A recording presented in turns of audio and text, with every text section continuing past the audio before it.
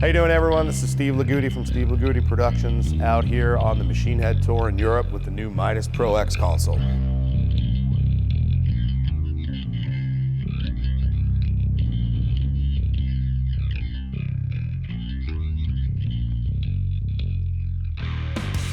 Okay, so over here at monitors, we have the whole brains of the operation. Down here is where we start to actually get into the I/O as far as the Pro X is concerned. Here in the rack, I have three DL151 boxes. Each one of these gives us 24 channels of input. And below that, we have one DL152, which is 24 outputs for me to be able to control in-ears or processing to the PA or any combination of that. This is the heart and the brain and everything that has to do with Pro X. This is where all the DSP processing is happening on the console. The amount of horsepower that this thing is able to do is just unbelievable. But this is where it all takes place. And then below that, we just got a standard UPS power supply to back up all this in the event that we lose some power. It gives us a little time to figure out who kicked out the plug.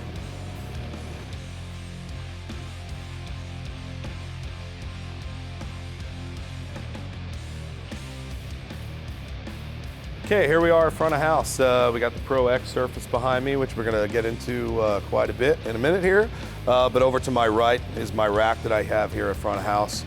To start with, on the top, just got a laptop running Pro Tools to capture everything. And then off to my right here, I have an iPad, which is running the software for the console. I usually like to prefer using the meters on there, but I usually just use it to be able to quickly access my graphic EQs during the show. So that way, as I'm mixing with the VCAs, I can just reach over and grab something immediately if need be. So I love that feature. It's easy to download. Anybody can download it off of the Midas website. I would recommend, if you got an iPad, go ahead and get one. It's great to even toy around and work with the desk. Then below that is a 9650 that's fitted with a MADI card, but this is going to go away and it's going to be a 9680, which is going to give us 8 outputs of AES 50 to be able to connect all the high channel counts that the Pro X has to offer for recording or any external plugins that I might want to do down the road. So I'm really looking forward to getting that and all this stuff finished.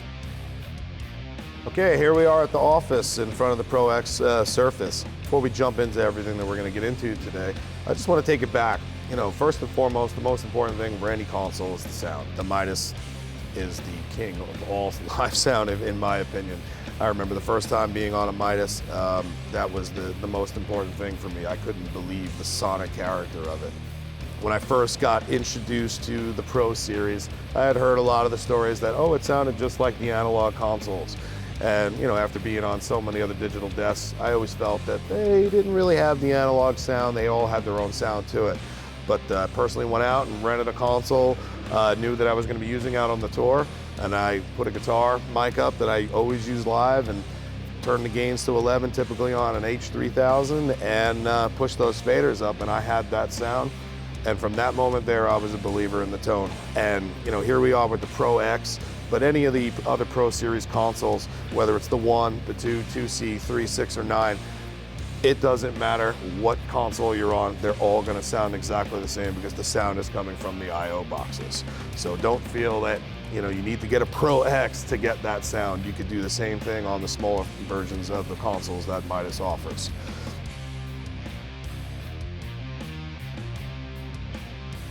Most people kind of get intimidated walking up to a console like this. It's a console, they all do the same thing for the most part. It's signal in, signal out. But just there's a lot of extra bells and whistles on this and a lot of horsepower behind this desk. For you 3, 6, and 9 users, a lot of it is basically going to look the same. The left side of the desk is exactly the same. The right side of the area B is exactly the same. The second panel over here in the master section, for the most part, is actually the same, but the real changes is here in the center section, where you have 24 push buttons on the console to be able to pull up mixes and sends or whatever it is you need to get to on the console. Still have the 10 VCA count. Like I said, it's exactly the same.